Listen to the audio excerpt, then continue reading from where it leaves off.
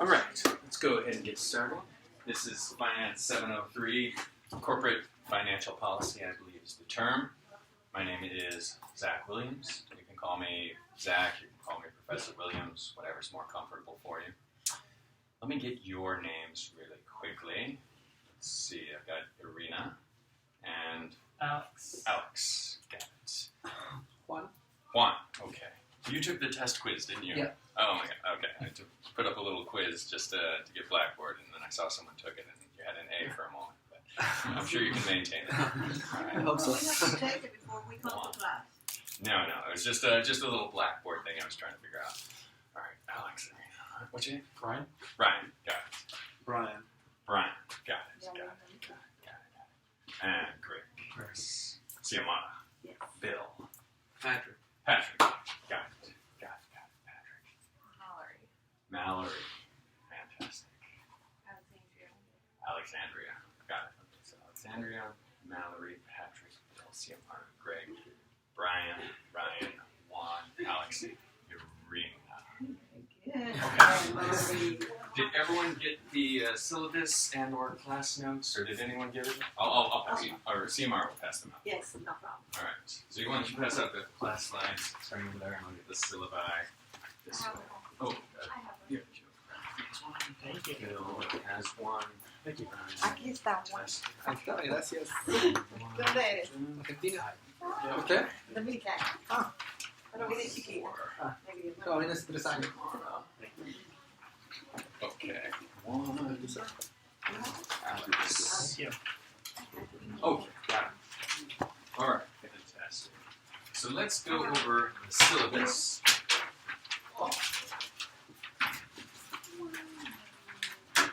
Put one on your chair. All right, let's go over the syllabus. See if you have any questions. Thursday, 6:30 to 9:30. My information, if you need to reach me, phone number, email. If you need questions, I generally can meet you before or after class. If we need to arrange another time, that's fine too. Course description. Let's take a quick look at that, because that's going to be the crux of our discussion. The other stuff, the learning objectives, is the stuff I copied and pasted from the old syllabi. So, description. Analysis of techniques used to attain corporate objectives by means of financial policy. So how a corporate's going to attain their objectives with finance. We'll talk about the sources of funds. If a company needs loans, if a company needs equity, how do they get those? Cost of financing.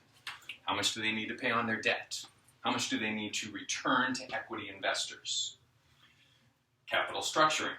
This means their mix of debt and equity. A firm may borrow a bunch of money and be a highly leveraged firm. A firm may be financed exclusively with equity investor capital. And those are different profiles of a company. Give the company different flexibility. Gives a company different options because of the way they decide to position their capital structure. Investment evaluation policies simply means how we look at investment options. How do we evaluate the cash flows coming in? How do we assess for the risk? And what sort of decisions do we need to make in terms of things we want to invest in for a company long term? Dividend policies, how we give money back to our equity holders. Voluntary capital adjustments, how we might adjust that debt-equity mix. If we want to be a company that's all debt, or we want to be a company that's all equity, we can make conscious adjustments, which will have an effect on the value of our firm, have an effect on the pressure the management faces in terms of satisfying those investors. We will talk about parent-subsidiary relationships, multi-corporate organizations. I'll be honest with you, I wasn't sure what that meant in the course description, but we will still talk about mergers, acquisitions, consolidations, things companies do with holding companies to benefit their financial policies. So that's just a quick overview of how we will stick to the course description. In terms of prerequisites and restrictions, I promise I won't throw anyone out if you don't have the prerequisite or on the restricted list, but just so I know, does everyone have MBA 501 and 502 under their belt already? No. No? Okay. Have you taken 501 or 502? No. Neither one of them? Okay. No. Are you familiar with accounting? Yes. A little bit? Okay. Excellent. Restrictions. Students must be enrolled in public accounting or business administration. Sorry about that. Do we have any theater majors in here? Music majors? Alternative majors? I can work with that too. All right, learning objectives, like I said, I just pasted those from the last syllabus. Don't worry about that. Attendance, class etiquette. I recommend you come to class. I'll make it as valuable as possible. If you need this class, just let me know. Another thing, I will actually record most of the classes, and I will post links to the recordings on Blackboard. So if you want to review the class, you're a little confused about the material, you can review online. If you missed the class, you can also watch it afterwards. Textbook. Does everyone have the textbook? This Financial Management 15th edition? You need it? We do need it. You do need it. We will do problems from the textbook for homework, and I will base the quizzes and exam on those problems. This is, I will tell you, very similar to the 14th edition. If you have the 14th edition, you will probably be okay. So we can get the 14th if it's available like through Amazon. We can rent it. Yeah, I would just make friends with someone who has the 15th edition and just make sure that the problems are similar. Does it matter if, like, I know sometimes like in my last course it was like an international edition. Like, are there different types of like American edition, international edition? Are they the same? I don't know. I could give you all the information I have about both editions. I have a copy of the 14th edition. You could look at the number of pages. You could evaluate it. Yeah, because I had ordered an international edition book and it was the same exact book as the just American one. It half was as just much, like or a third as much. $20. Compared to like 110. It was ridiculous. Okay. Well, you can try that, especially if they have a money-back guarantee on the international edition. But like I said, if necessary, I can show you my copy and you can say, this makes sense, this will work, this doesn't work. So I will give you problems directly out of the 15th edition. Those are going to be very similar to the 14th edition. Can't say 100%, but pretty much. Right, that's the textbook. Calculator. You will need a calculator in this class. CMR has a calculator. Fantastic. I would also recommend you bring a calculator to class, because I will ask you to do calculations just to keep it a little more active, give you a chance to punch through the examples, make sure you have some active practice working on it. Do most people have a calculator? How many people have a calculator with them now? Okay, good. So we'll do some calculations in class today, and if you don't have a calculator, I'm sure you'll be able to follow along as well. Okay, this brings us to the course schedule on page 3. This is the most valuable information for you following along in the course. You can see left-hand column has the date, middle column is the topics we will be covering, right-hand column are the assignments that I'd like you to complete for that class. I would recommend, if possible, you do them before class. I think that is the best way to learn finance. Come already knowing the material, at least a little bit, and then the theory and the lecture and the examples will make more sense to you that way. Realize that's not always possible, but definitely just do the best you can. I will say that the first 3 classes especially are what I would consider a quick review of 502 corporate finance. So we will go through that material pretty quickly and in a little more depth than you might have gone into it in your corporate finance class. But I am willing to negotiate on that. If I'm going too fast, or some folks say, well, we didn't cover this in 502, we can slow down a little bit and we can make sure everyone has that good solid foundation necessary to move on to the more complicated stuff. But I'll start out with a pretty fast pace, especially tonight. So we're covering 3 different chapters just so you have that information and ready to move forward. So tonight we'll go over time value of money, free cash flow, capital budgeting. fire through those really quickly. Next week, beta, which is the riskiness of a stock scaled to the market. We'll understand how that fits into the cost of capital when we're evaluating the risk of, say, a company. How much is that company going to have to pay for capital as a result? Class 3, we'll talk about capital structure, this idea of borrowing a lot and being a company with a lot of debt, or not borrowing very much and being a company financed primarily by equity. How does that change the value of the firm? How does that affect the mentality of the managers? How does that change the company profile as potentially an acquisition, merger target? That sort of thing. Class 4, we'll talk about offerings, IPOs, probably the main and most exciting offering we'll talk about. Does anyone here work in investment banking? All right, well, maybe I can reminisce some war stories from investment banker friends I have. Friends of mine from business school who went into investment banking. We'll talk about how if you were an investment banker, what sort of analysis you would do if you're staying up all night to think about your IPO, to prepare that for your management. Spring break is March 31st. Class 5, we'll talk about mergers, how two companies might merge together, what sort of evaluation would go into that, what sort of price would happen with that.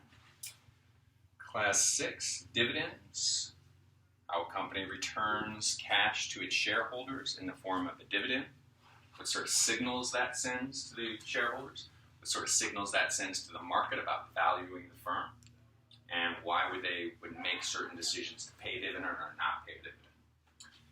Class 7, we'll talk about leasing. I realize this may not sound like the most exciting topic, but I can assure you it is. It's really interesting. Leasing. Now suppose you're a company that needs a new building, and no one will give you a loan for that building. So you enter into this lease agreement. But you lease this building for, say, 35 years. That might be a little bit similar to getting a loan and buying the building. But yet, you're able to disguise it in a way where it doesn't look like you have a bunch of debt on your balance sheet. There might be an advantage to that. There's some rules that companies have to follow. And it gets very intricate in how those companies try to get around those rules, and very intricate in how financial analysts determine that a company has a lot of leases that are liabilities that need to be considered debt. So, some interesting nuances there. Working capital is a similar game in terms of how a company might manage their cash flow and increase their cash flow, thus increasing their value, doing some accounting things, such as delaying on paying their suppliers, such as encouraging their customers to pay faster. Some of the nuances in that we will get to when we get to Class 8. And similarly in Class 7 and 8 are both interesting from that standpoint. There's just these really interesting financial nuances that you need a basis of finance to understand. Once you do, it just becomes exciting. You say, wow, this is how these financial managers are really pulling the wool over everyone's eyes. Or wow, this is how this smart company is making use of a credit policy. And you see it makes a big difference. And I think the more you know, the more interesting it is, the less it becomes a boring financial statement, and the more it becomes an exciting financial analysis. So those are the topics. As I mentioned in the right-hand side, I recommend chapters you should read, problems you should read. Now I have thought fairly carefully about those problems. You can see for Class 1, I even list out specific problems. So I did not just tell you do everything in Chapter 4, everything in Chapter 2. So I would recommend you pay close attention to those questions, and those will be a reinforcement of the material we go over in class, and those questions will be very similar to your weekly quizzes. And the weekly quizzes are the primary thing you will do in terms of testing. In fact, they are your only homework. You'll have 8 weekly quizzes, and you'll have 1 final exam. The questions on the final exam will be very similar to the weekly quizzes. What that means is that's great for preparing for the final exam, because you know exactly what to do. But one thing that does happen is the quizzes surprise people sometimes. because you're just learning the material. And it's a very tough grading curve because I only give 10 questions on the quiz. So if you miss 1 or 2, you get nervous about your grade going down. So if you miss 3, you have 3 out of 10, that's 70%. We don't give C minuses at Mercy, so you may see an F on your score. Similarly, if you struggle a little bit and don't really understand the material, you might get 5 out of 10, and you're like, oh my god. I wouldn't worry too much about that. Definitely you want to know those questions, you want to know the material to that quiz, but that will be the hardest thing you face in this class, those quiz questions. And once you know them, you'll be able to get all those questions right on the final, increase your grade that way. There'll also be a class participation component of your grade, which will bump your grade a little bit. Usually just ends up being a gift. And we also may work out a deal where you can drop the lowest quiz score. Does everyone use Blackboard in terms of taking quizzes? Everyone's fluent with that? Not yet? Okay. You can, actually I tell you what, I wouldn't worry so much about the very first quiz if you have trouble getting into it or accessing it. If you have some problems with that, you can email me. If you need to take it a day or 2 late, that's fine. But just do what you need to do to figure out Blackboard if you haven't figured it out before. If you have questions, you can email me. If I can answer them, I will, or I'll direct you to the Blackboard IT folks. Yes, Mallory? You mentioned there was already a quiz on Blackboard. Is that due? No, I'm sorry, I shouldn't have confused you with that. That was just a test quiz I was doing to make sure I had everything straight. And Juan seized the opportunity and actually took the test quiz while it was open. So I have a question. Yes, So, just double checking. You say the only thing, or the only homework that we have are the quizzes, right? No, these problems are for us mainly. Yes, Okay. absolutely. So when is the next quiz? Will be weekly?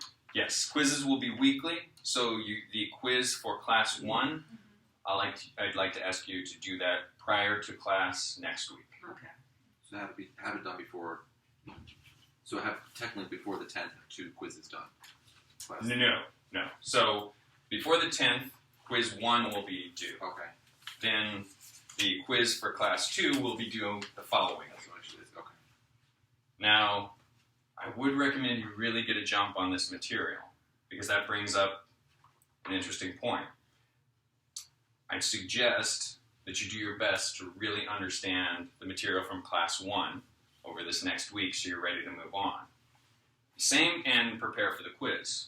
At the same time, I really recommend you take an advanced look at Chapter 6 and Chapter 9 to prepare for next week. My recommendation is that you understand the material as well as possible before you come to class. So that might mean you're going to have a fairly intense week between now and Thursday. I'm going to recommend you make sure you're good on this material and do your best to prepare for the material for next week. Question, Ryan? Yes. So what is the quiz really going to entail? Like, what kind of questions are going to be on it? Is it more like a formula? We have to just try to come up with the answer, or is it more definitional type of thing? Like It's problems. Okay. It's multiple choice. multiple choice, all problems, all open book, all open notes. Future value, present value. We're going to go over free cash flow tonight, so there'll be a question, calculate the free cash flow based on this information. We'll go over capital budgeting a little bit tonight, so there may be a question for the quiz that's due next week. What is the NPV of this project? Patrick? Because it's on Blackboard, is there like a time limit? Like when you Yes, good point. There is a 60-minute time limit to all of your quizzes. So you should have some time to do 10 questions, but there will be a little bit of pressure to make sure you're fluent with the information and can do it quickly. Read the book first before taking the test. Yeah, read the book, The chapter. but definitely study those problems. I might even start with the problems. Like when you're preparing or when you're doing your homework tomorrow, the next day, I might just open straight up to those problems and say, oh, this is the type of problem I need to understand in order to do well on the quiz. And then look back at the material in that chapter and think about what you need to fill in. Especially for the stuff we're going to go over tonight, which is just little pieces of 3 different chapters. So you don't want to read the whole chapter. Just focus on what you need. All right. On the next page, We've got a summary of all these assignments, as I mentioned. You will have 8 quizzes and 1 final exam. There'll be a small component for class participation. So the quizzes are 10 points each, which amounts to about 6% of your grade. Final exam is worth 60 points, which amounts to close to 40% of your grade. So you definitely want to do as well as you can on the quizzes. But if you make a few mistakes, it's okay. It's okay for a number of reasons. 1, because the quiz is a small percentage of your grade. And 2, the exam is going to be very similar to the quiz questions. Understand those to be able to ace the exam. And then grading policy, just a standard grading curve we have at Mercy. And then on the final page, we've got our mission statement, attendance policy, just some standard stuff, and the plagiarism and cheating policy. Please do not cheat. I'm sure you won't. It's just a standard policy we have. Any questions on anything in the syllabus? Anything about the structure of the class? All right. And like I said, we are going to start a quick, what I would call review. Oh, man. My clicker is not working. Quick, what I would call review of corporate finance. If I'm going too fast, oh, there we go. Slow me down. Ask me questions. We did our class overview. The 3 things that I want to go over tonight to set you up for the rest of the class. 1, time value of money. 2, calculating free cash flows. And that's the amount of money that a firm is producing. And in a sense, we can use those free cash flows to determine how much a firm is worth. And then capital budgeting, which is as we're looking at projects and we're looking at the cash flows coming in, how do we decide if we want to invest in that project? So we'll start with time value of money. Or actually, we'll start with this graph. I like to refer to this graph a lot. It's in most chapters of your textbook. It gives you a good overview of the concepts in corporate finance and corporate financial policy. And it comes down to establishing a value. A value for a firm, a value for a project you might invest in. If it's a value for a firm, it might be because you are considering buying the stock. It might be because you're considering that firm as a acquisition merger target. It could be any sort of project. It's going to come down to its value. That value is going to be determined by the money coming in, ultimately. So we have cash flows, which you all may stay up all night preparing for your manager. Say, here are the cash flows coming in on this project. And there will be a time when those cash flows come in and there will be estimates of the amount. The issue, though, is the timeline of these cash flows make the value fluctuate. We've got one cash flow in year 1, one cash flow in year 2, et cetera, on to infinity. Now, what's the story here with this cash flow in year 2? It's worth a different amount, essentially, than the cash flow in year 1. Suppose they were the same. Like, suppose they were $100 here, $100 there. Which one do you like more? This cash flow in year 1 or this cash flow in year 2? You like the cash flow in year 2. One likes the cash flow in year 1. Why do you like the cash flow in year 1 more? Because year 2, I mean, I don't know what first of all, what it means, the bottom. The bottom is square, so like if you have a bigger number in the bottom, it's going to be a smaller final value. Okay, that is true. All right, we are discounting cash flow in year 2 by more. All right, and Juan just brings up the math of it. But why? Why do we discount this cash flow in year 2 more than we discount the cash flow in year 1? Because they just started in year 1, so they don't really know what they're doing. Whereas year 2, they're more organized and more structured, and they kind of know what to expect. Oh, okay. Well, remember we said we like year 1 more. We like the money we're getting in year 1 more than the money we're getting in year 2. But if they're not losing money in year 2, and they're just staying even, that means that the business is not growing, which is a bad thing, but they're also not losing money. Do you know what I mean? If their working capital is the same for 2 years, they're kind of just stagnant. You know what I mean? They're not. Okay, good point. Fair discussion. Let me tell you where I'm going with this. Is that the further and further that money gets out, the bigger chance that we might not get it. The more risk.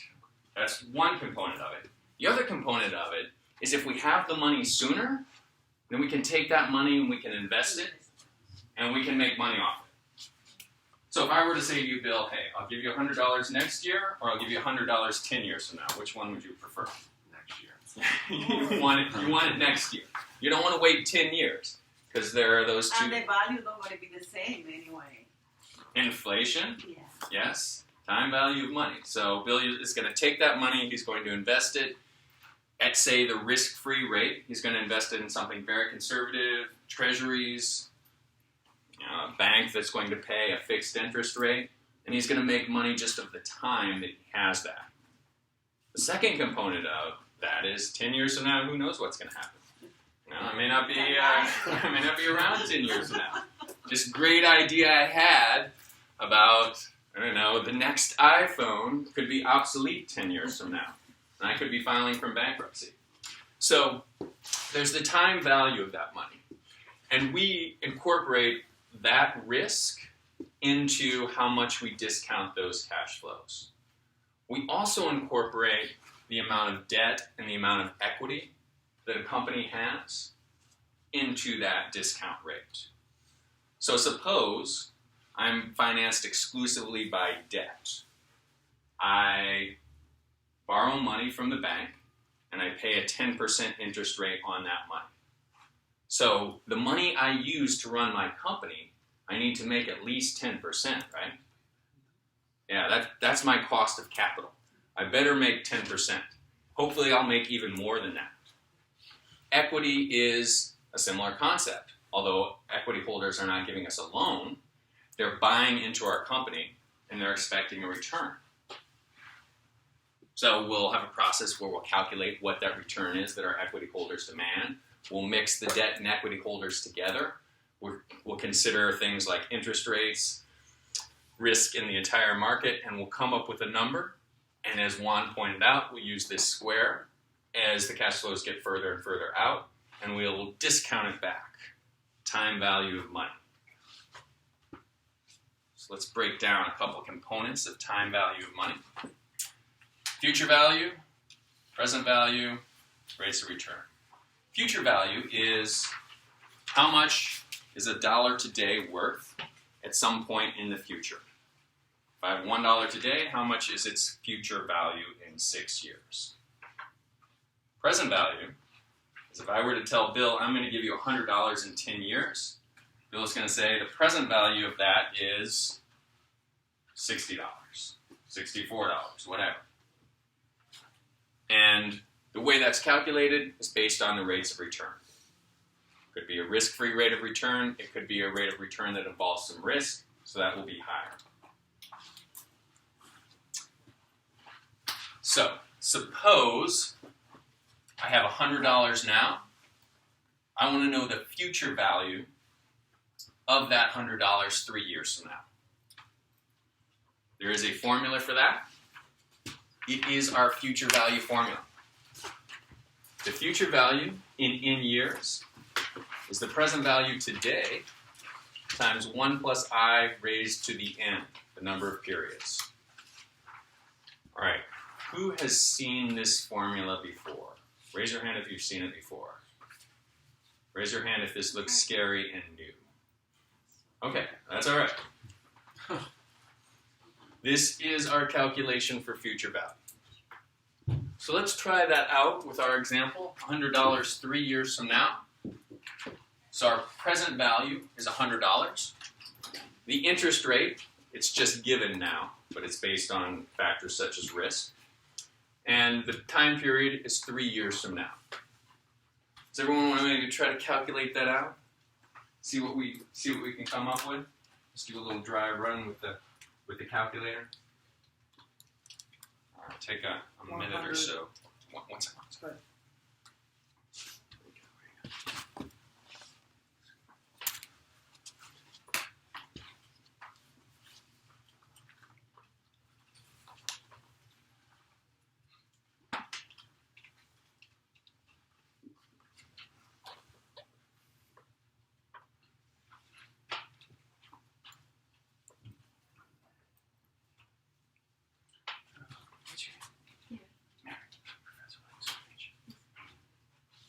do we got? What is the future value of that $100? 330. Not quite. I What wish. I have? I wish it were 330. 330 is a wow. 30, like $3,000.30, or $3,000.30. $3,030. Is that what you're saying? Yeah. No. I got But I like those calculations for future value. 330. So I'm gonna give Patrick. I'm gonna give you $100. You're gonna give me 300 in a year, in 3 years. I'm gonna give you $100. You're gonna give me 3,000 in 3 years. I like that investment return. I want to invest with both you two. What do you got, Mallory? 133.10. 133.10 is the correct answer. So we'll get another chance to practice with your calculator. But of course, between now and next week, you want to make sure you're fluent in punching those numbers in. $133.10. Any questions on that? All right, let's look at this the opposite direction. Suppose I tell you, hey, I'm going to give you $100 3 years from now. For whatever reason. You're going to make an investment in my company. I'm going to send you to college. Whatever reason, I'm going to give you $100 3 years from now. Question you need to ask yourself is, what is that worth in today's terms? What is the present value of that promise to get $100 3 years from now? We go through the same thing we go through with our future value formula, except we just change it around. This is our future value formula. Future value is the present value times 1 plus I raised to the n. We do some math, solve for this present value. And we're going to get our present value is the future value, which is this $100 promised 3 years from now, divided by 1 plus I raised to the n.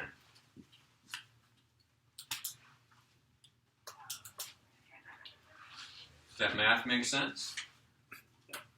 Let's give it a shot. So the present value of $100 in 3 years, interest rate is 10%.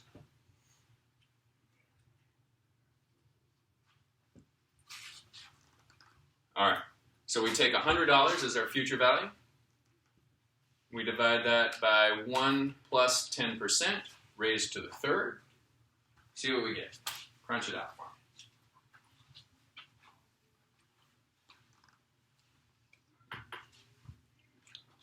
I have a question. Yes. So you don't represent the 3 in the numerator?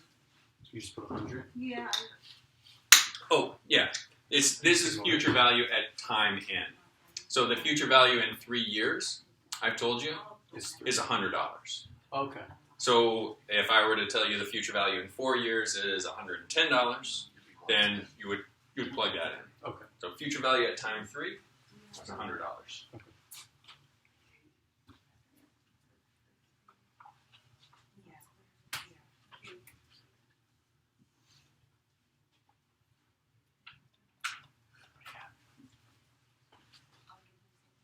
Looks good. Looks good. I should have got the What do you got, Alex? $75.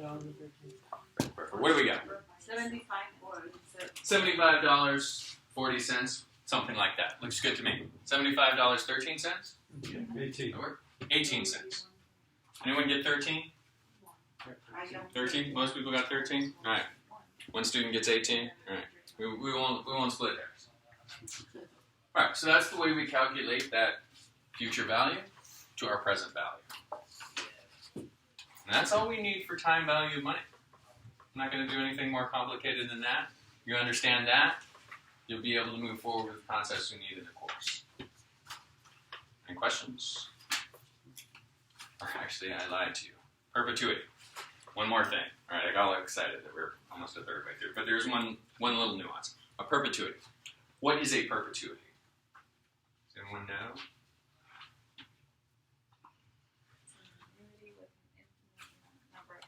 Yes. All right, it's payments forever. I'm going to give you $10,000 forever. Or my estate is going to contribute this scholarship fund to Mercy College. It's going to be $10,000 every year forever. Question is, how much is that worth? That's worth a lot, right? You get $10,000 forever. So it's going to be some number bigger than 10,000. And it never stops. Never. Goes on forever. So how much is it worth? Infinity?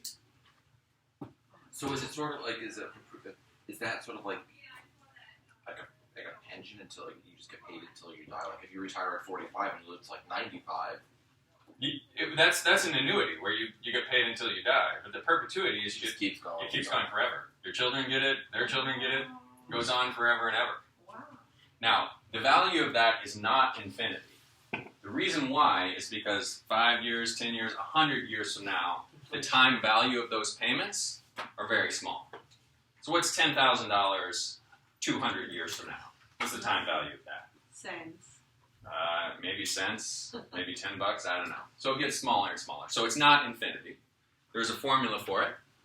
It is the payment divided by the interest rate.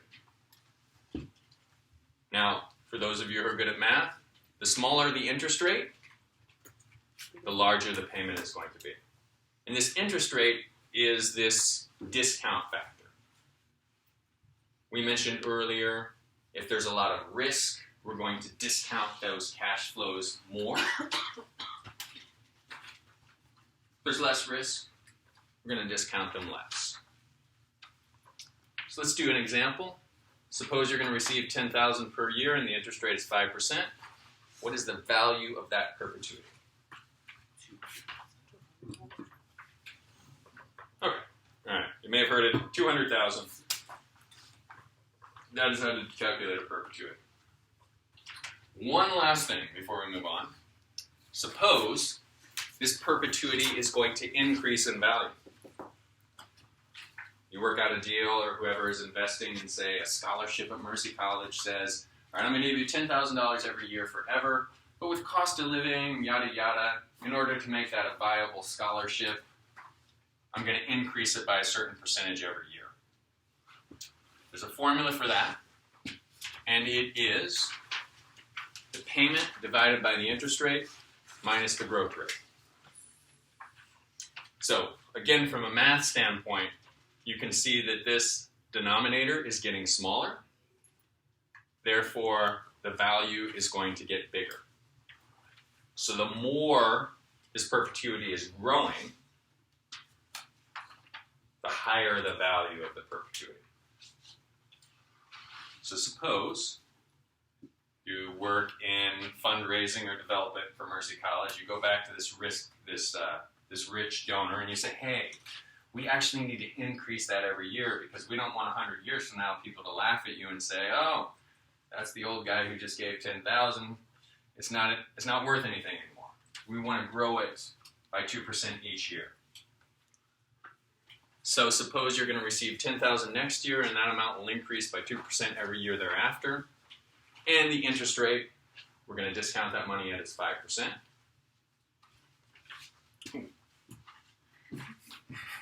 What do we got? What is the answer to the value of this perpetuity? 333,000. $333,000? Yes. So we have the interest rate of 5%. We subtract off the growth rate, and that is what we divide 10,000 by. Any question on that? All right, so that's time value of money. We went over future value. We went over present value. Then we went over perpetuity. And then we went over a perpetuity that's going to grow. I have a question. Yes? So if the growth rate kind of increases to a certain point, would it ever get to like a negative? The growth... It keeps increasing like 2%, 3%? No. It's just 2% forever. Forever? Okay. Okay, so it's 10,000 plus 2% next year, which would be, what is that? Is that $200? 2% of $10,200. So it's $10,200 next year, and then it's 2% plus, so 10,460, whatever the following It year. just keeps compounding it. It keeps compounding, exactly. And you'll see this a lot when we're valuing companies. A company will say, this is our cash flow 10 years from now, and we expect that to grow at a rate of 3%, 6%, 10%. No, we should look into the growth rate that Facebook valued their company at. Because they did. I don't know what it was, but they said, here's the cash flows we expect 10 years from now, and we expect those to grow at whatever percent for infinity. And someone did this calculation and said, okay, growth rate, yada, yada. Facebook is worth $100 billion. So for time value, we've got future value, present value, perpetuity, a growing perpetuity.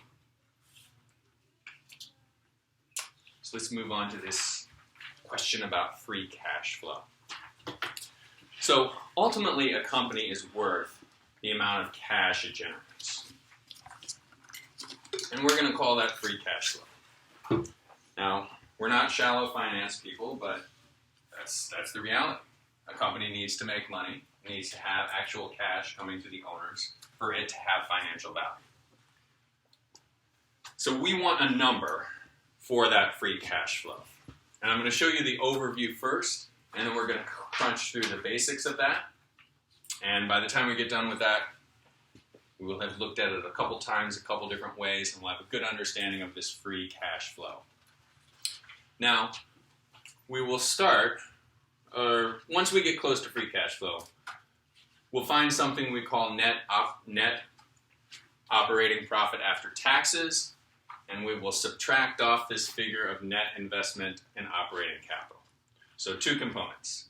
Net operating profit after taxes, which we'll call NOPAT, and we'll subtract off investments and operating capital. So let me start by explaining this NOPAT a little bit. Now, this free cash flow, you might be tempted to think we want a company's net income, we want a company's profit. We're going to look at the profit statements, the bottom line, net income, profit are the same thing. We're going to look at that for the next 10 years, and then we're going to calculate a growth rate, and we're going to calculate free cash flow that way.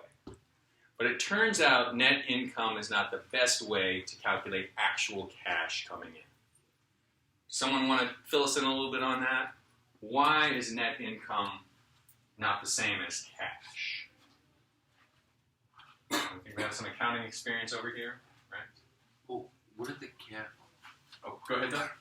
Well, you have your cash is what you have on hand. That's I guess your working capital component of it, and then your income is what you're bringing in from what your business is operating. Well, businesses call it profit. Yeah, what you're bringing in from operations, they call it profit. But it turns out that net income and actual cash coming in, I think working capital is cash on hand. You're right. So a company may have a lot of cash on hand in the bank. But what we want is the figure of how much cash is going to come in every year. Over the next 10 years, over the next 15 years, and then how much is that going to grow? Yes, projections. So we're going to do projections of free cash flow year 1, year 2, year 3, year 4, all the way out till infinity, essentially. And we're going to do a time value, and we're going to say that's how much the company is worth. But right now, it's just there's an accounting issue with why we don't use net income. Why? Like for example, when you make sales and like you don't receive the money, actually, like you make sales for 3 months from now, so like you're making profit. You're making the sale, but you're not receiving the actual cash. So we have 3 months to wait. Yeah. So we're making the sale, we're not receiving the cash. Maybe we spent the money, but we didn't count it as a business expense. Maybe we bought a building, all right, but that wasn't an expense, but that was cash going out. Maybe we depreciated a building. That seemed like an expense, but there was no actual cash going out. So we need something a little bit different, and we want this free cash flow number. So we're going to calculate that by looking at our earnings before interest and taxes. And the issue with that is we want a free cash flow figure that is money going to the debt holders and to the equity holders. Those are the owners of the firm. Those are the people who are interested in getting this free cash flow. So we want a number that has not taken out interest payments and has not taken out any dividend payments. So we're going to start with earnings before interest and taxes, and we're going to keep interest in that figure. But we have to pay taxes, so we're going to take out taxes. So we're going to take EBIT, and we're going to take taxes out of that. And that's going to give us net operating profit after taxes. That's half of the component of our free cash flow. Then we need to get to the things that Juan was talking about. Suppose we sell a bunch of things to our customers, but they don't actually give us cash. Suppose we buy a bunch of inventory and spend the cash, but that doesn't count as an expense. Suppose we buy a building, but we didn't expense that. We need to subtract off those types of investments. In order to get to that, there's going to be two components. There's going to be a working capital component that Bill mentioned, which is essentially the cash we have on hand, our current assets over and above our current liabilities. And we're going to look at the financial statements. We're going to see how much did that change. If it went up, well, that means cash was coming in. If it went down, that means cash was going out. And the other component of that is we're going to look at our investments in long-term assets. Did we buy a building? We may have bought a building, but it didn't hit this figure, this earnings before interest and taxes. So we need to subtract that off because that's cash that's not coming in. So this is the overview slide. We're going to crunch through this one step at a time.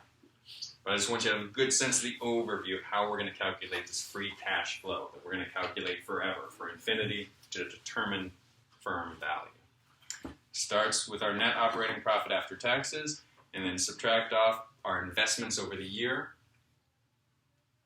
and we're going to get our free cash flow figure. So let's break that down one step at a time. Actually, let's go over some definitions of free cash flow, and then we'll break it down one step at a time. So free cash flow, the amount of cash available from operations for distribution to all the investors, stockholders, and debt holders, after making the necessary investments to support operations. So how much cash is going to the owners, both debt holders and equity holders? Does everyone understand what I mean, the owners are debt holders and equity holders? So we've got banks that lent us money, we've got investors that bought stock, they own the company combined. That is the company.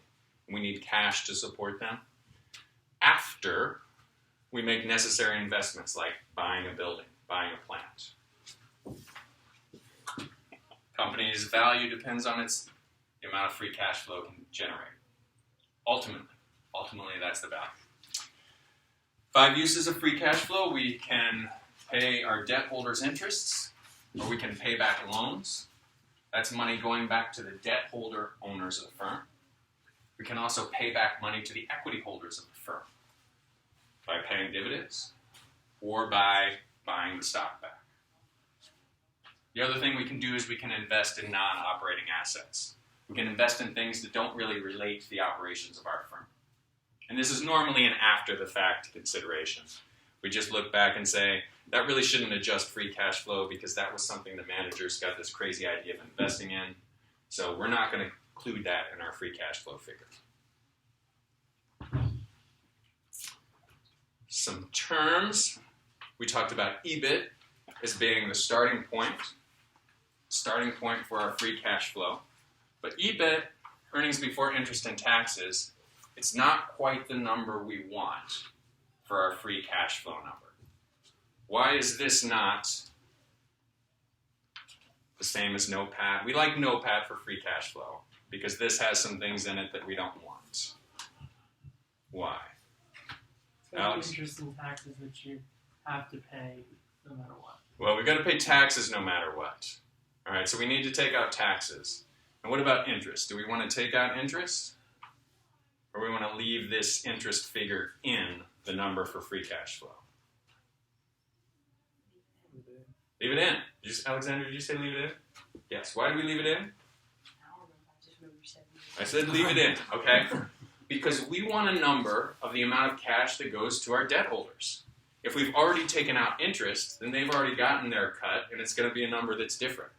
We want this free cash flow. This is money going to debt holders, money going to equity holders, so leave the interest payments in. But we have to pay taxes, so let's take out taxes.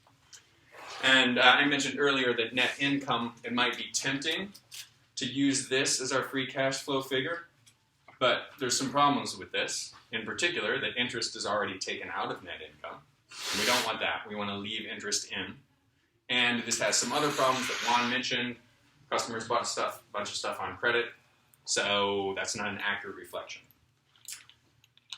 Which leads us to the term we do want, NOPAT, net operating profit after taxes. we take EBIT, and we take taxes out. Halfway there. All right, so is everyone clear on us getting halfway to our free cash flow calculation?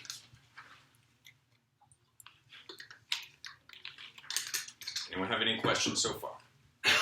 So what is the next step getting to the free cash flow figure to determine how many millions of dollars we're going to sell our firm for? You go off to the Cayman Islands and retire, go off to Thailand and retire. So we've got NOPAT. What other adjustments do we need to make? Just the same stuff I mentioned a few minutes ago. Can't.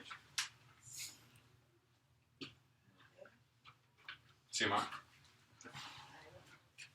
I say Working capital? not bad. Yeah, we need to adjustments, changes in our working capital, things like the accounts receivable, what happened with that, things like the inventory, what happened with that, things like the building we invested in, because we needed that building to support our operations, and we're going to need to buy a building every few years.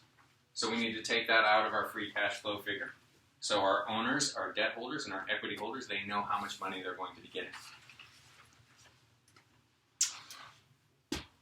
Assumes no debt. NOPAT assumes no debt, just like we talked about. We don't want to take interest out because we want to assume no debt, assume how much money is available for everybody before the debt holders get their fingers on it. So, and there's going to be two components of this. There's the working capital component. Working capital is current assets minus current liabilities. Bill mentioned earlier that's kind of a cash on hand type of figure. And what we're interested in from the free cash flow standpoint is the change. Did that go up or did that go down? And if it went up, we need more, we need to subtract it a different way. Went down, we need to make that adjustment. Operating capital. Once we calculate our working capital, we're going to add our operating assets, which is our buildings, our tractors, our big stuff. And again, we're going to look year to year, and we're going to see how much that changed. If I had $10 million in operating assets last year, and this year I have $12 million in operating assets, what does that tell you about my free cash flow? We got some cash. What's that? We got some cash. We received some cash because we sold something. You're on the right track, but it's not the answer I'm quite looking for. So we had $10 million worth of operating assets, worth of tractors, buildings, manufacturing materials this year. Now we have $12 million worth of operating assets. Sorry, it's the opposite. What's that? It's the opposite. I'm sorry. We invested. Yeah. We spent $2 million. So and that didn't hit our net income, but it does hit our free cash flow.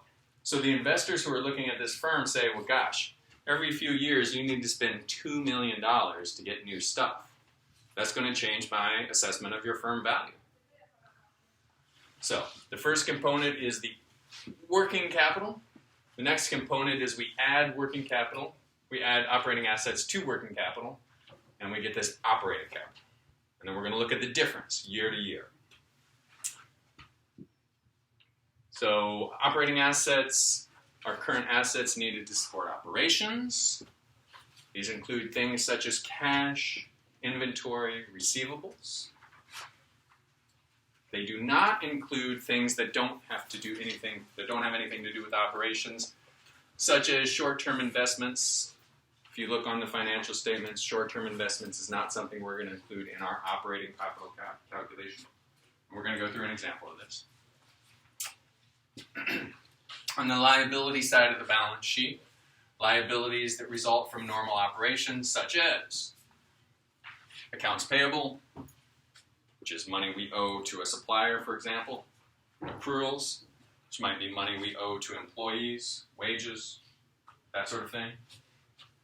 We do not want to include things that don't factor into our daily operations, such as notes payable, which is loans, money that we're going to pay to a bank.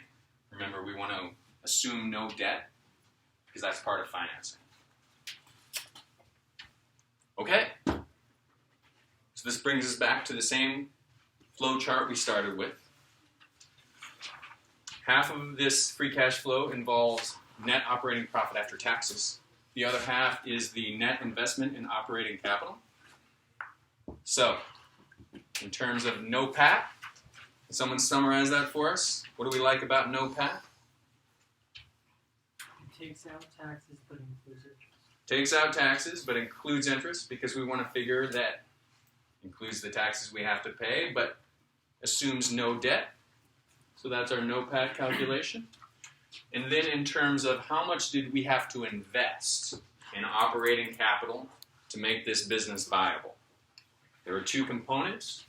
There's this working capital aspect, and then there is this fixed asset, long-term asset aspect. So in terms of the working capital component, I like to cover up this operating part. Just say current assets minus current liabilities. But we have the operating in front of that just to remind us that these are things related to operations. That's going to give us our operating capital. We take that figure. We're going to add our operating long-term assets, such as our buildings, our tractors. And that's going to give us our total net operating capital. And we want to see how much that changed. I just used the example a minute ago. Suppose it's $12 million this year, and it was $10 million last year. That means we invested $2 million in our operating capital. And our investors are going to look at that and say, well, you need to invest $2 million every year.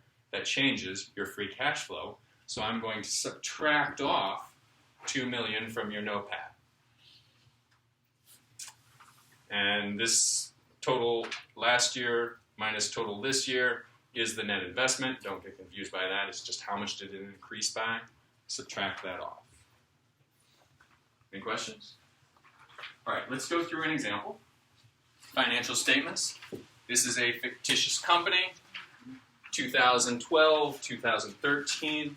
We're going to look through the financial statements, put our financial analysis thinking caps on, see what jumps out at us from the financial statement aspect, and then we're going to calculate free cash flow.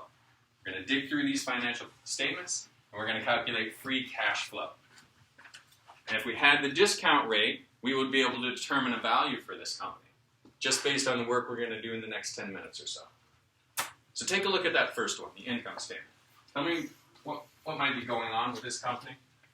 What is noteworthy upon first glance? That is key. They lost money. That's a big difference. Break it down a little bit more. Sales increased. Depreciation definitely increased a lot. Yeah, so sales increased significantly. So managers like, yay, look how much more we spent. What also happened? Cost of goods sold increased almost by more maybe. Okay, depreciation increased, as Brian pointed out. That might have meant we bought a lot of fixed assets that we had to depreciate. So our earnings went down. Interest, wow, our interest payment went from $62,000 to $176,000. Maybe we took out some loans. And I guess you can't see it on the edge here. Last year, our net income was $87,000. This year, it is negative $95,000. It's almost a $200,000 swing. Let's look at the balance sheet. See what we can gather might be going on with our analysis there.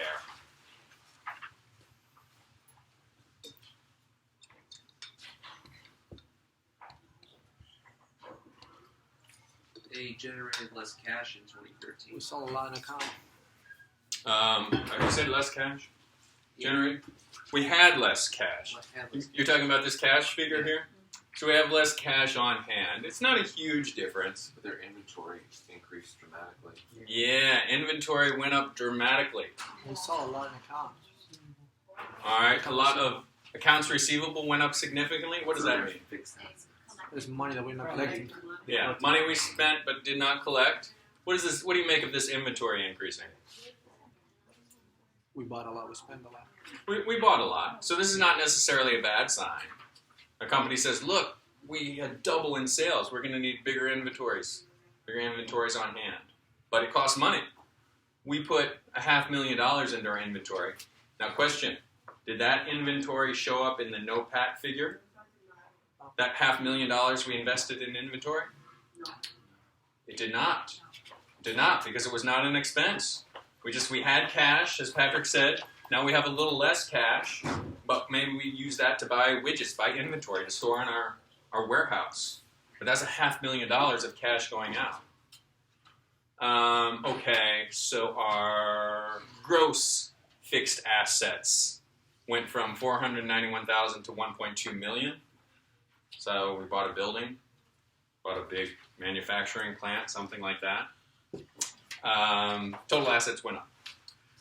How did we support that growth in our assets? Let's look at the liabilities, the other side of the financial, or the other side of the balance sheet. What's going on here?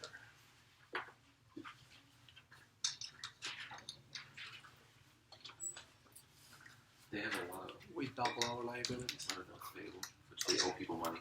A lot of notes payable, okay. So that could be a potential problem. On the one hand, we like it. On the other hand, as investors, we're a little concerned. Why do we like it on the one hand? Because we're not actually spending the money now. Because they didn't actually spend the money. They have that money in their bank accounts. So they're holding on to it, so that's more cash available for us. But on the other hand, it might concern us a little bit if they're not paying their debts promptly. Notes payable went up drastically. What does that mean? From the bank? Yeah, money, interest we owe the bank went up significantly. And same thing with the long-term debt. This is presumably the current portion of long-term debt, the $700,000, and the non-current portion went from $300,000 to $1 million. So we made some loans. We took a lot of loans. Stock did not change, so we did not go to the equity markets. We did not say buy more stock. We got the money from the bank. Okay. Let's look at the cash flow statement. We had income in 2013 of negative $95,000. Now, cash flow is a little different way of getting at actual cash. You probably are familiar with that from taking accounting. You see how much cash is coming in and out. It's a similar concept that we got at when we went with the NOPAT figure. For our free cash flow, we like NOPAT, but accountants will often like the cash flow figure. There's similar calculations, there's similar logic in figuring that out, but we as financial analysts evaluate the firm. We like NOPAT for reasons that we've talked about, but this is a good way to think about what happens, because accountants do the same thing when they calculate the cash flow statement. For example, this depreciation of $116,000, it was an expense that decreased income, but it wasn't cash going out, so they added back in. Remember that all that money, or all that stuff in accounts receivable, we sold on credit, but our customers didn't pay. So that was cash we said was profit we said was coming in, but there was no cash coming in. So we subtract off that $280,000. Remember that $500,000 we spent on inventories? That's cash going out. And then the changes in accounts payable, we didn't pay our creditors, so that's a bonus for us. And change in accruals, yada yada, $500,000 coming out from our operating activities. In terms of investing activities, we probably bought this plant, bought this factory. We spent $700,000 doing something. In terms of how we got that money, we suspected that it was loans.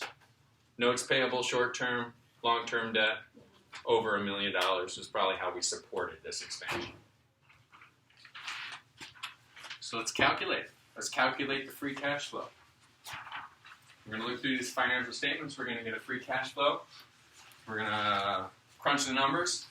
We're going to take it into our boss's office and say the company's worth this much. Offer $70 million. It'll be a bargain. So we start with NOPAT, which is EBIT with taxes taken out. NOPAT for 2013. If you look at EBIT on the financial statements, you see it's 17,440. We'll assume the tax rate is 40%. So let's do the same thing for 2012 so we can see a comparison. I think I left that one for you to work out, right? Yeah. All right, let's take 2 minutes. Crunch out NOPAT for 2012 for me. Professor, Yes. where did we find that 17,440? On the income statement, 2013, under EBIT. Do you assume that the tax rate's going to stay the same? Yeah. Assumption. Yeah. Alright.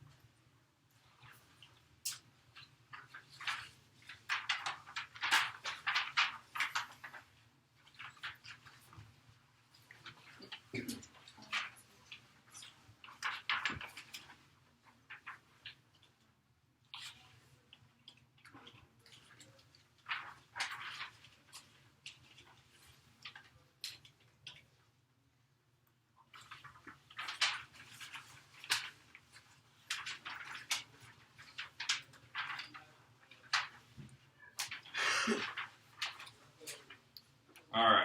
Who's got it for us? NOPAT 2012.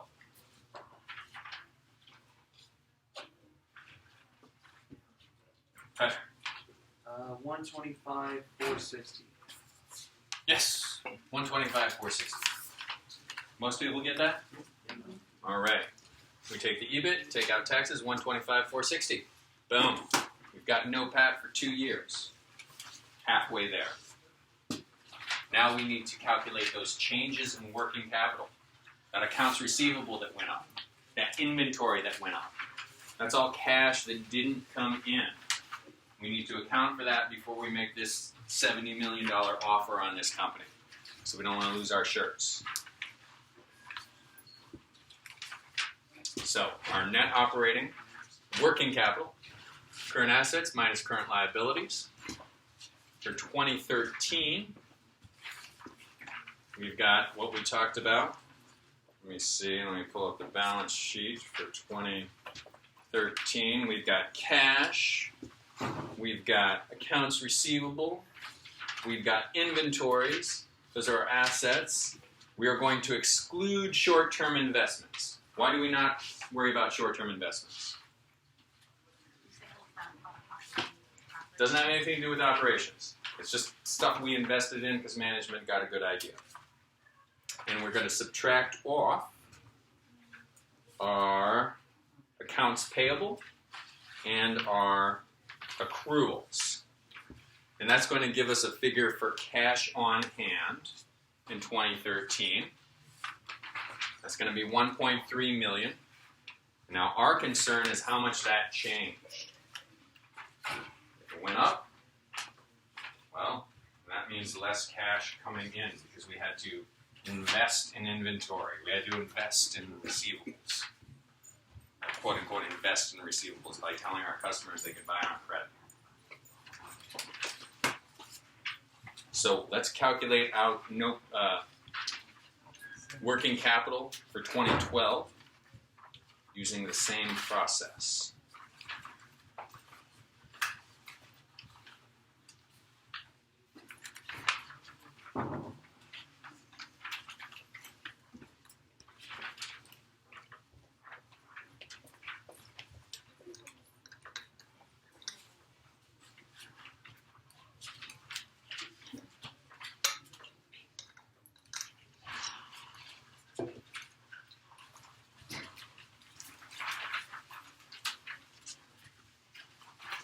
It's almost 15 to 9.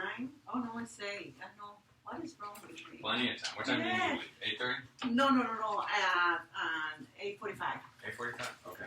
Well, if we get done early, we'll stay till 8:45, just because Thank you. Just because CMR I doesn't love leave it. before then.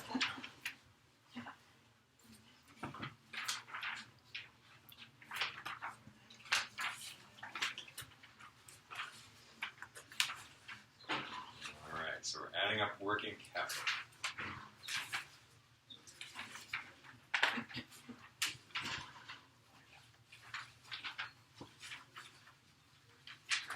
I don't have the Good. same. It's probably right, I just don't want to look it up.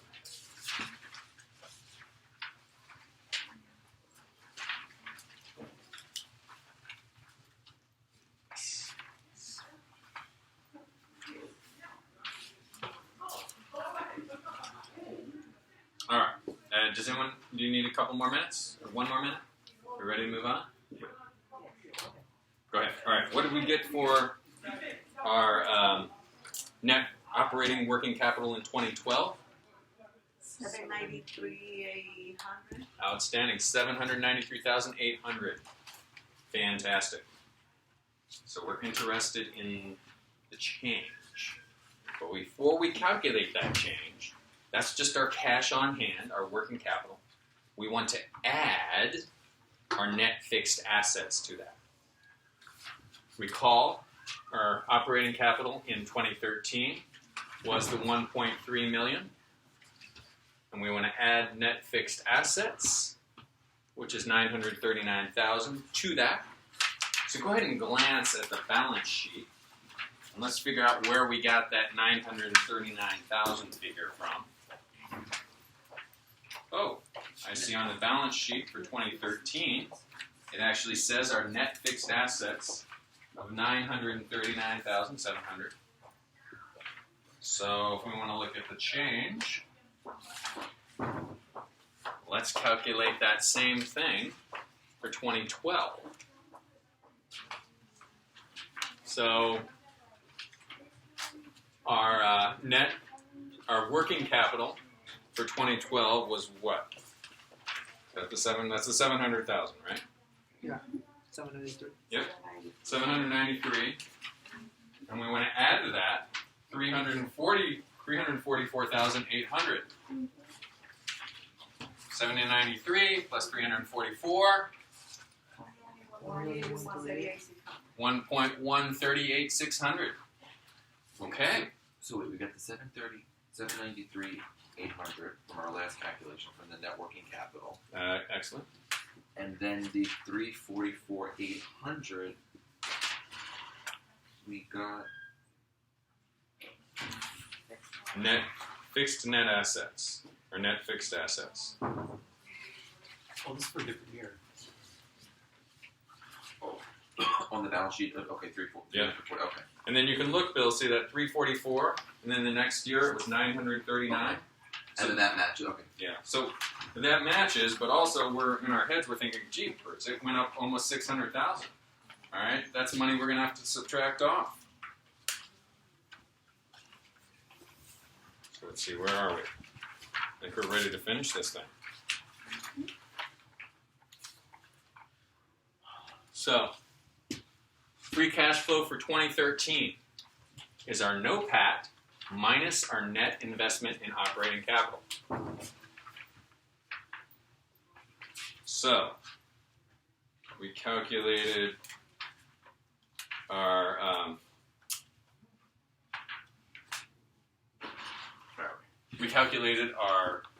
operating capital. We calculated our total net operating capital last year, our total net operating capital this year, and we want to subtract off the change. So what happened? So we've got free cash flow. Yeah, so this is it. So we start with our NOPAT. Is that right? Or NOPAT? Yeah. It is right? That was for 2013. It's very different. Yeah. 2013. So this is our NOPAT for 2013. And then we want the change. This is our operating capital in 2013 or 2012. 13. 2013 minus 2012. Yeah. Okay. So what happened is it went up $1.1 million. It went up for a number of reasons. It went up because we invested a bunch in inventory. We let our customers buy on credit. We bought this building and this tractor thing. So we subtract off that difference. 10,000 or NOPAT minus the change.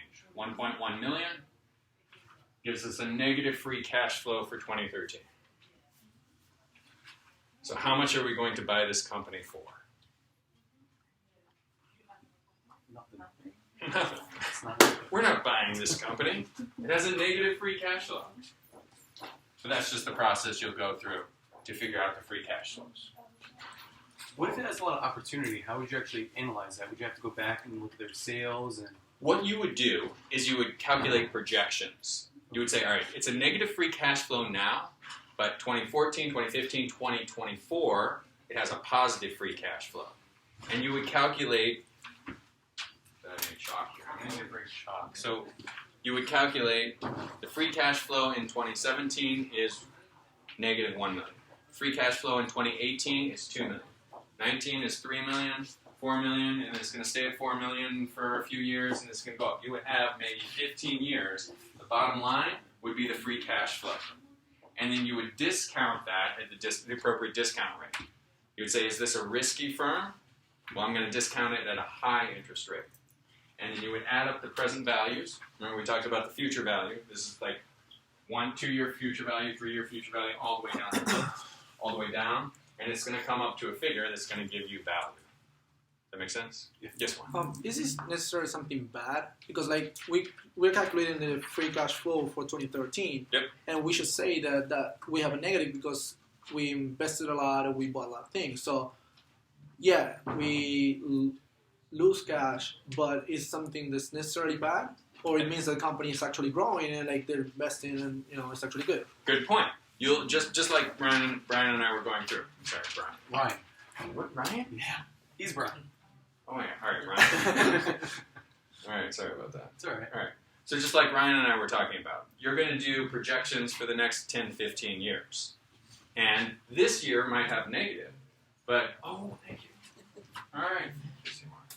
So this is 2013 is, the free cash flow. Free cash flow is negative 1.1 million. All right, but then 2014 is 2 million. 2015, based on our projections, is 3 million. 2016 and beyond is going to be 3.5 million. Now, those cash flows get further and further away. Remember, we have to discount them with time value of money more and more. But it's worth something. We better buy now. Yeah. I'm sorry, what? We have to buy now. We have to, Because if this is our projection, we know the company is going to be, or is going to do good in a couple of years, so we better buy now. The company's not that good. okay, Right? okay, that's Or no. one way to look at it. But we would, as a financial analyst, we would say, well, what's the risk? Are we going to discount this? And let me just go over something. I didn't explicitly explain this. Suppose we're using a discount rate of 10% earlier. So 10% R, we'll call this R, equals 10% for our future value calculations, getting them back to present value. Suppose we were using an R of 15%. How would that change the value of this company? And what does it mean that I want a higher discount rate? Greg? It's riskier if it's a higher discount. It's riskier if it's a higher discount rate. And the higher discount rate I'm going to use is going to make these cash flows worth less money. So, if Juan feels like he can make a strong case that this company, even though they lost money this year, they're going to be better because they're in the right market, they invested in the inventory, they bought this new plant, it's very much a certainty that they're going to make this money, then we might use the lower discount rate. If we say, this is looking a little shaky, they may be in the wrong business. They just invested in this thing for iPhones, and now Apple is going to tank because of this whole thing with the FBI. So let's use a higher discount rate, and these cash flows are going to be worth not as much. It's more of a riskier. Yeah, the higher discount rate is more risk. But the original point that Ryan and Juan are bringing up is just because the cash flow is negative now, that doesn't mean the company is worth nothing. So the discount rate could kind of be thought of as beta then, right? The amount of risk a company was going to take on. Similar concept. Okay. So a higher discount rate means more risk. A higher beta will mean more risk associated with the stock. Sure. But also, can't that also have a reverse effect? So if somebody is a credit risk and you're giving them a higher rate, like as a punishment, you're not really helping them. Oh, okay. Well, why are you giving them a higher? Why are you making them pay a higher rate? Because they are a credit risk. They may not pay you back, Correct. right? So they're a more risky investment to you, the banker. Correct, but then sometimes, in my line of work, it kind of has a double-edged sword because the person can't really afford the payment to begin with, but they need it. So they're taking that higher interest rate, and then they're habitually late. Okay, Just so because they can't so afford the reason that it's the cause and effect. The reason they can't pay you is because you charge them so much for the money. Correct. Yes, But it's because they pay. Their credit history is bad in the beginning. So it's, Yeah. Well, it's the same thing for a company. and I have dealers that don't pay us, and so they have a higher rate, and it's a sort of a punishment because their payment history with us is horrific. Okay, so it's similar thing with the company, although you may not have a company would have a payment profile. If a company is not good on paying their bills, then the bankers can say, I'm going to charge you a higher interest rate. But the thing we'll look at most of the time is the banker looks at the company and says, you're in a risky business. Okay. You don't have a lot of cash now. I don't believe you're going to have this cash later. So if I give you any money at all, it's going to be at a higher interest rate. Because it's the marketing there. We're basically basing it off the market they're entering instead of their performance and how they pay. I guess that's how I would say I would say it that way. Yes, and to your point, that will affect management. They're going to have a lot of pressure on them to make those interest payments. So they may not do a long investment in research and development. They may make decisions based on that pressure, just like Bill's clients feel that pressure to pay money back. All right, so I think this next section is maybe 20 minutes. Do we want to take a quick break? Do you want me to just push through? Okay, quick break. Let's come back at 5 after 8. Does that work? 10 minutes? Okay. See you momentarily.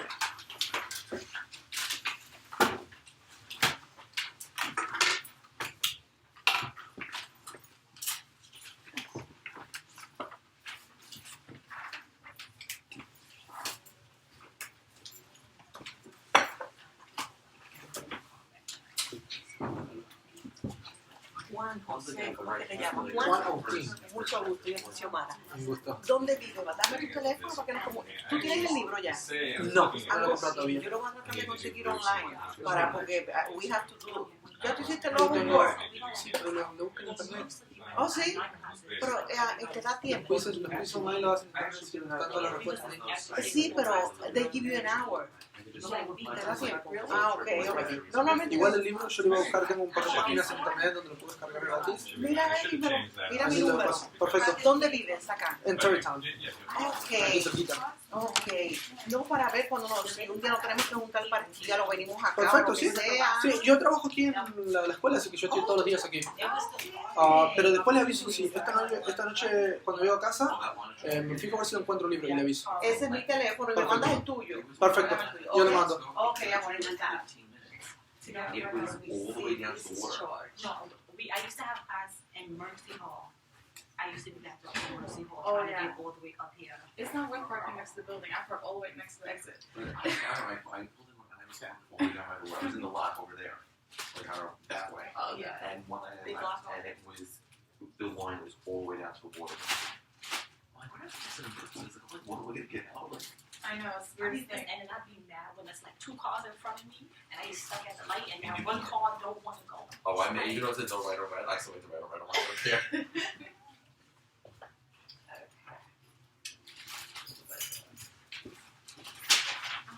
No, but I'm recalculating. We're doing, so I remember. You don't. So I remember. So twice, No, I think that economics class.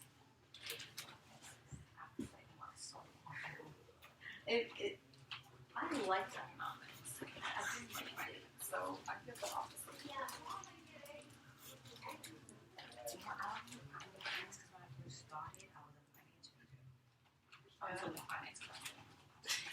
And then I took a class, you know, I took an econ class.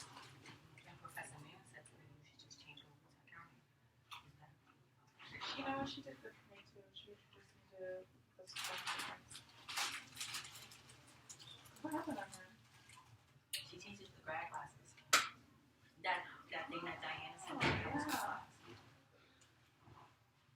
That's awesome. Hopefully I see you have a class with her. 5:30. I know. I think she teaches the class. Only people know that she teaches the class. I don't know any of them. Wow. That's awesome. I'm excited for what it is.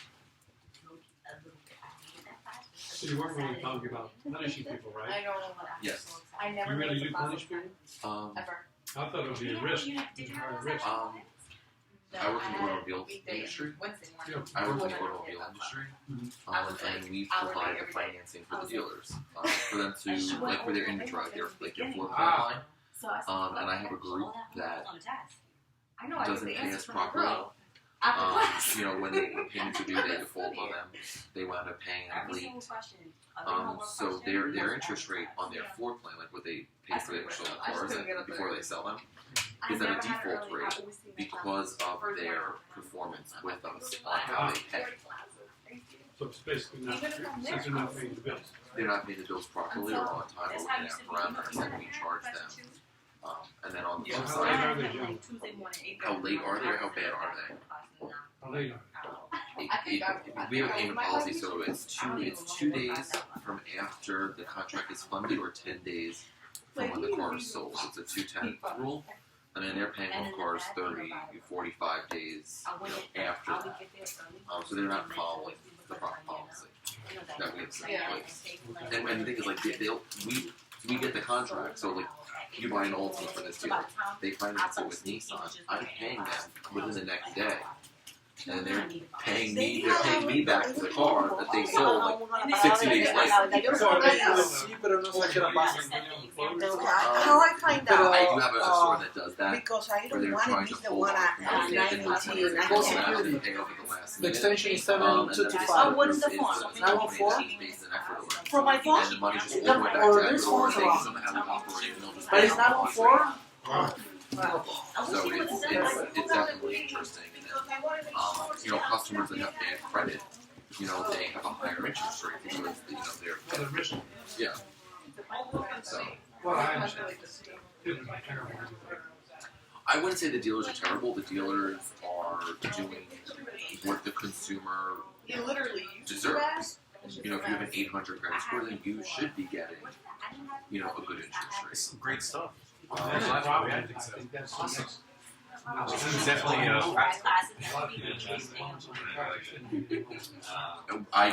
We just had an operations management class, and I just did my presentation on We'll get to loan to do value. some of the fun You stuff know, people that finance have, really quickly, you know, and higher, then get on you to know, the more exciting stuff assets, like you the know, mergers old and negative equity. acquisitions. You're no And then people I was have being a little loans to sarcastic value about over the leasing and 150% networking. or No, defaulting at a higher I truly believe that. Once you I'm understand the saying basics, people you're need like, to wow, and, you know, all this stuff on the nice basics, factors how like it makes sell my cars. statements. So, you know, they're Makes you feel advancing all this negative equity into the cars, That's always and good. it just doesn't turn out very well. Yeah. I need to know her number. I have to call them, and they're gonna be waiting for me right there. I have to call. I don't even know. The guard. Want to get their ride to the Is that train a number? station? It's not Yeah, but he said when I'm ready to go, just I have to call them. I thought they're gonna be outside. Just go there. It's 7225. 7:25. Yeah.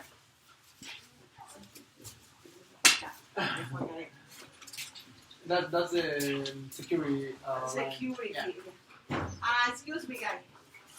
Can you please?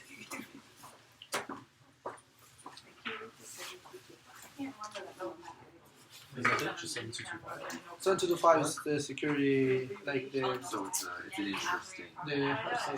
dynamic. Well, that's how they pick you up. Yeah. And we're kind of the only Yeah, well, I mean, industry- for any emergency, Everybody that's 725. But security is in charge also knows the shuttle buses, or the shuttle. I mean, you go into the cars. refrigerator, you don't know Yeah. all that information. Because I went, And you know, there's I some had a dealers part that in wreck somebody off Palisades, that. parking lot, or whatever it is. So So I had It's I was just- parking there. I it's- saw the little guy You need to be driving the car. I was like, "Hey, I'm driving down to the doctor's Yeah. house." And he did. And people So who I never got the do number deal from with him. a lot of money. Yeah, I mean, there's a lot of sites. I'm surprised. Usually, in all the cars, you have the like Yeah, the because fire. the manufacturers That's the emergency number.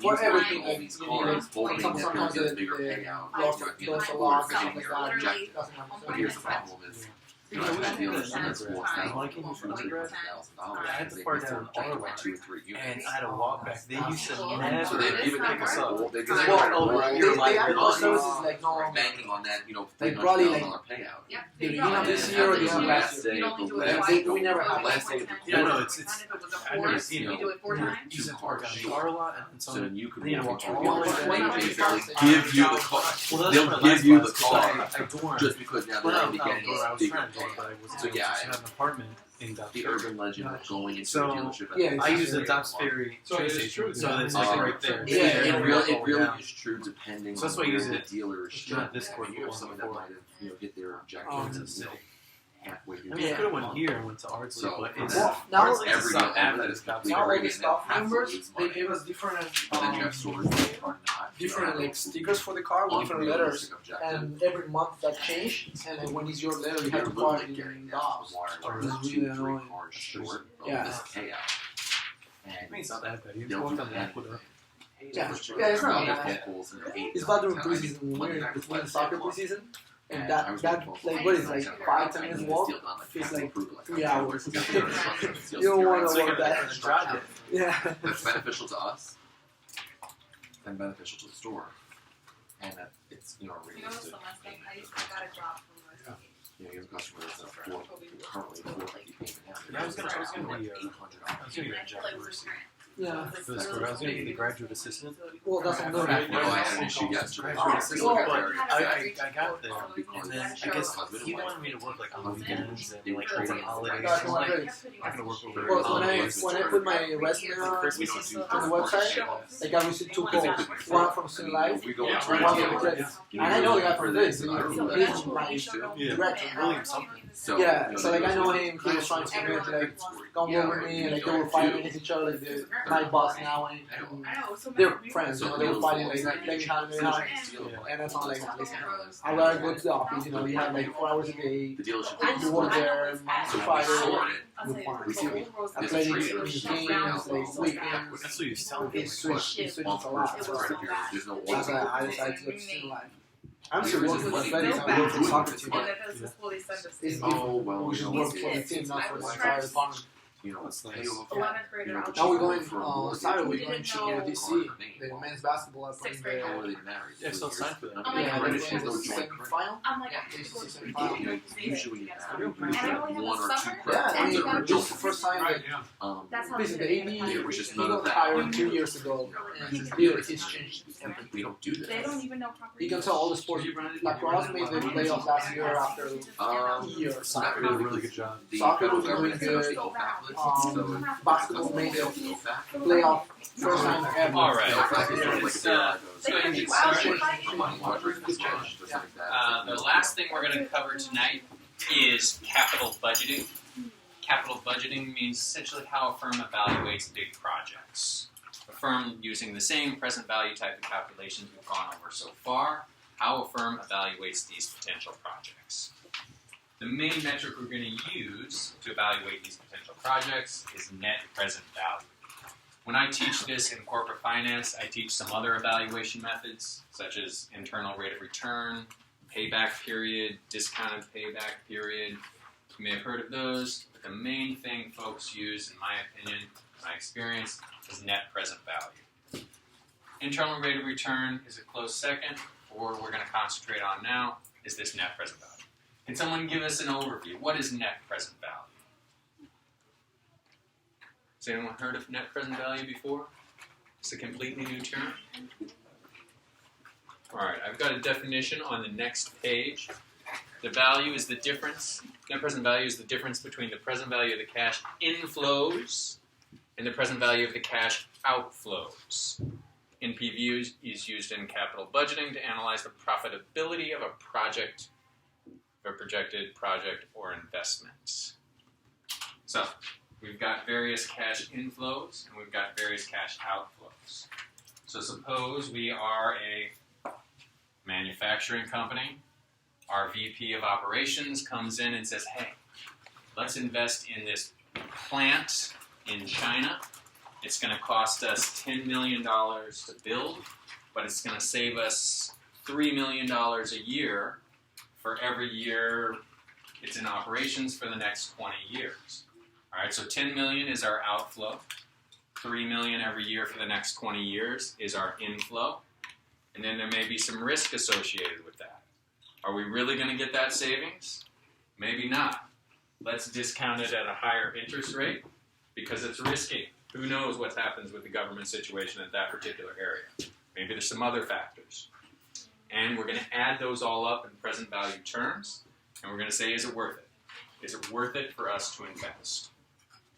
So this graph I've started with, it's very similar to the value graph we looked at the beginning, except for right now we're going to call it net present value. All right, instead of the value of all these inflows, we're going to subtract off this initial cost, and we're going to add it up. We're going to look at the same factors, the cash coming in, the risk, are we financing this with a bank loan, are we financing this with an equity investment, what are the interest rates we need to pay on the investment, how much do our investors demand, that's going to give us our discount rate. We're going to add it all up for net present value. Definition, again, inflows versus outflows. Capital budgeting, as I've alluded to, potential projects, big decisions, this manufacturing plant, this supply chain, this other company, maybe a smaller company. Say we're in a computer business and we have a supplier company that provides various plastic things around the computer. Are we going to buy that company? Let's think about it. Let's make a long-term decision, analyze the project. What's the net present value of doing that? All right, we may want to replace reasons why we would want to make these decisions, reasons why we would make these capital investments. We might need to replace or continue profitable operations. Our old factory is worn out. We need a new factory. Expand into China, expand into somewhere in the American South. We've got good discount tax rates in Arkansas, for example, perhaps. New products, new markets. Suppose our director of marketing comes to us and says, hey, I know we make computers, but we should really start making watches, because that's where it's at now. Look at the investment opportunity here. Okay, or a merger. Now, anything that's a large expense for our company. It's going to be using that metric to evaluate whether or not we should do this project. So, steps in capital budgeting, estimate these inflows, estimate the outflows, determine evaluation method. And the evaluation method I'm going to go over right now, and we're going to use for the rest of this class, is net present value. The most basic one, but keep in mind there are others. I mentioned internal rate of return is a close second. And there are various others that I taught in corporate finance and you may have had experience with, payback period, et cetera, et cetera.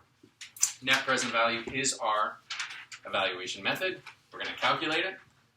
If the present value is positive, meaning it's worth something, then we're going to accept. If the present value is negative, we're going to say no, it's not worth it. We're not going to invest. One thing I want to go over before we do the quick example is this idea of independent versus mutually exclusive projects. Suppose we're looking at two different projects. The cash flows of one might affect the other, in which case we'll call them mutually exclusive. If they do not, we'll call them independent. So if two projects are independent, we can just look at the net present value of each of them, and we could potentially take both, reject, accept in isolation.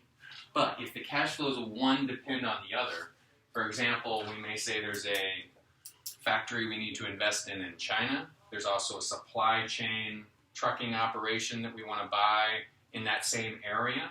If we buy both, then the cash flows, then the profit is better. So those are mutually exclusive. And we may need to think about the implications of that.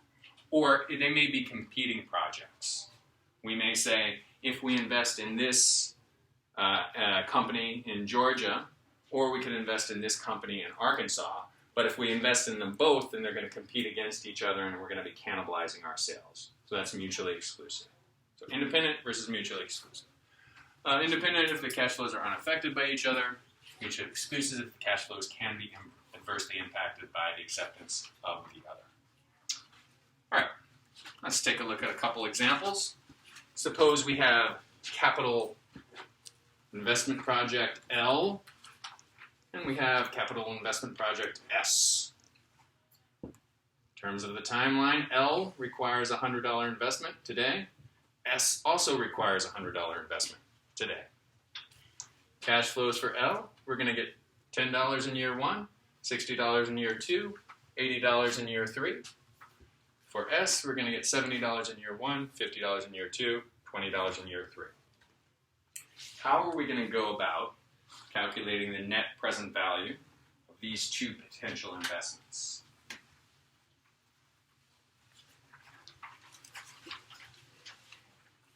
So we want all these figures in present value terms. So let's look at project L. We've got negative 100, 10, 60, 80. One of these terms, one of these four numbers, is already in present value terms. Which one is it? The first one. That's in today's dollars, because we have to give $100 today. So $100 today is worth $100 today. How much is $10 a year from now worth? Is it worth more than $10 or less than $10? Yes. It's worth less because we have to wait a year to get it. $60 is worth a little bit less. Well, I mean, it's not worth less than the $10, but we discount it more. And the $80 we discount a little bit more too. So this all adds up to 10 plus 60 is 70 plus 80 is 150. All right, so we get $150 over 3 years, and we only have to pay $100 today. We should take the deal, right? Right? We get $150. No. No! But you were nodding. You were nodding. We're going to change our mind. We don't necessarily want to take the deal. We want to figure out how much risk is associated with this. We want to decide on a discount rate based on all the factors we talked about. And we want to put these in present value terms. We want to do the same with S, project S, and we want to look at it. So we use those future value, present value calculations we talked about earlier in class. We crunch the numbers for project L. This $10 1 year from now is actually worth $9.09 today. This $60 2 years from now is only worth $49.59. And this $80 3 years from now, in today's terms, is worth $60.11. So then when we add all those up, negative 100 plus 9 plus 49 plus 60 equals 1879. What does that 1879 mean? It's a way to verbalize what that means to us. How much money you will make after 2 years? Basically, I'm going to say no. I'm going to say no. Juan said how much money you will make after the 3 years. And I'm going to say no, that is not the way I would describe that 1879. The example I gave earlier, we're getting $50 over 3 years and we only have to pay $100 now. I would say we're going to make $50 over 3 years. Because you've already put in that 100, so it's. So we're putting in 100 and we get 150 back. So we make $50. But it's your 100 you've already put into it. Yes. So we make $50 over 3 years. But we talked a moment ago about that's not the metric we want to use. I got Samara to nod at first, but then she changed, but then she changed her mind. She's like, no, that's not the metric we want to use. I sarcastically said, we get $150 and we put in $100 today. Do we take the deal? No. We calculate it a different way. We put it all in present value That's money terms. today. Yes. So, all right. So somebody want to take another shot? You can if you want one, or somebody else. How would you describe this 1879? Isn't it I'm just getting different numbers for those values for each year. All right, let's talk about that in a minute. But thanks for giving me honest. All right, forget that for right now. We'll see if I made a mistake. But for right now, assume that's right. What does that 1879 mean? How do we verbalize it? It's not the amount of money we make in 3 years. That's $50. It's the value of the project today. It is the value of the project today. In today's dollars, this is how much this project is worth. And if this number is positive, we take the deal. Even if it's positive by just a little bit, we still take the deal. Because we've calculated our rate of return into this assessment. Because this is assuming a 10% rate of return. And that's how much we need to keep our debt holders happy, keep our equity holders happy, and account for the risk in this project. So if this is positive by 1 cent, then technically we should take the deal, in theory. There may be some limitations to that. Does that make sense? Someone die out there? Just a squeak from the door. Okay. So the 1879 is the value of the project in today's terms, and it has value. Now, if we were to do the same process, actually, let's get back to Ryan's point in a minute. You're getting different numbers for this? Well, I think I did it wrong because I put 100 and put over on the numerator and divided by 1.10. 1 plus 10%. So it's good? I'm going to redo it. Okay. So We could do the same calculation with Project S, and we would get a net present value of 1989. All right, so what's the difference between these two? In terms of this analysis we've just gone through. Tell me about these two projects. Project L is worth net present value. Sorry about that. Professor? Yes, Mallory. I'm confused with how projects L and S, future value is 100 and the percent rate is 10%, and they're different amounts. Like, Okay. Well, remember, they have different cash flows. Remember, they have different cash flows, Mallory? So Project S has $50 in year one, or $70 in year one, $50 year two, $20 in year three. And in fact, that adds up to 120, 140. So it adds up to a different amount, and they come in at different times. okay. Yeah, I thought that was like computed some way, so I wasn't sure what that was. It's computed the same way. So for Project L, we just, as Ryan calculated, he took 10 and divided by 1.1 raised to the 1. And then he took 60 divided by 1.1 raised to the 2, and he got 49. He took 80, 1.1 raised to the 3, and got 61. And for Project S, I spared you the nitty-gritty details. You would go back to and take $70 divided by 1.1, $50 divided by 1.1 raised to the second, $20 divided by 1.1 raised to the third. Okay. And if you did that, you would come up with these numbers. Project L, net present value 1879. Project S, net present value 1898. Okay, so we've crunched those numbers. What does it mean? How do we evaluate these two projects? Which S is worth more. S is worth a little bit more. It has a higher present value. For the same amount of money that we invested. Yes. Yes. Even if we're a different amount of money we were investing in theory, we could look at it the same way, and we could take whichever one has the higher net present value. That's the one that generates more value for the firm. Because we've accounted for the initial investment. So project S is worth a little bit more. Now what if somebody says, well, wait a minute. Project S is more risky. What would you say to them? We accounted that risk already. We accounted for risk. We accounted for risk with the discount rate. In this example, we used the same discount rate, but we could have used different discount rates. What if someone said to you, but wait a minute. Project L, we get our cash flows later. Project L has cash flows in year 3 is the big cash flow. Project S has cash flows right away. So, yeah. So we dislike it or like it for that reason. Right? That was a bad example because we like Project S more anyway. But how do you get the 18.79? Do you subtract all of those? you add them all together. And subtract 100. So, that's right. Okay.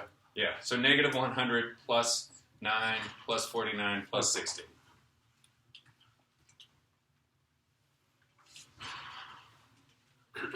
Any questions on that? Yes, Mallory. Your example before about how rating at 70 is higher than the amount initially, would that be a good way to kind of estimate or determine that would be a better project to go with? You mean like looking at this amount Yeah. and saying Compared get to this the way that you're. we get the $70 sooner, so we definitely want this project? Yeah. No. Is that a way people do that? No, not in financial theory, I wasn't sure because you said something example. because the thing we would change is our discount rate. We would say, well, the risk associated with this project is a certain amount. It's like investing in a junk bond. And a junk bond better pay me 18% interest. So I'm going to charge a discount rate of 18%. So I'm going to increase the discount rate, and that's going to decrease the value of those cash flows. So that's where we make the adjustments. We don't look at the net present value after we've calculated them and say, oh, wait a minute. What about risk? Wait a minute. What about timing of cash flows? No. We've worked all that into our capital budgeting decision. Make sense? Okay. So, NPV, we got the project inflows versus the cost. In our case, it was $100. Both of them were positive, so we would accept both of them, assuming they were independent. If we could only accept one, I gave that example of they were competing businesses, perhaps. If we could only invest in one of them, which one do we want? 19. Yeah, because it's more money. Everybody wants more money. Choose between mutually exclusive projects on the basis higher NPV adds most value. If they're independent, accept both. If they're mutually exclusive, we decided we like S. Any questions? All right, great. So I hope that made sense. I hope that gave you a good head start getting ready for the quiz, which is due next week. Like I said, I really encourage you to invest some time in this material between now and next week. Make sure you're really solid on this so you can do well on the quiz. And I would encourage you to really glance as much as possible at the material for next week so you can come with that in your head and it'll just be kind of a review reinforcement. And I look forward to seeing you all next week. Thank you. Thank you.